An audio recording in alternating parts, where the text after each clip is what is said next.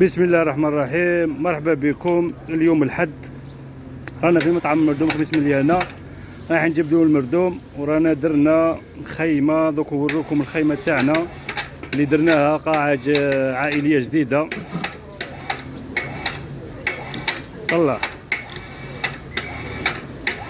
هذا المردوم تاعنا نخدمو ليه كويس. اللحم عندنا لحم خروف، عندنا لحم تاع بقري، عندنا دجاج فارسي ولي بلا تاعنا.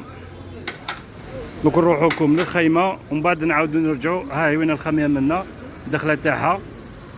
هذا هو مطعم. مرحبا بكم عندنا في مطعم المردوم خميس مليانة. بسم الله يا فتاح يا رزاق.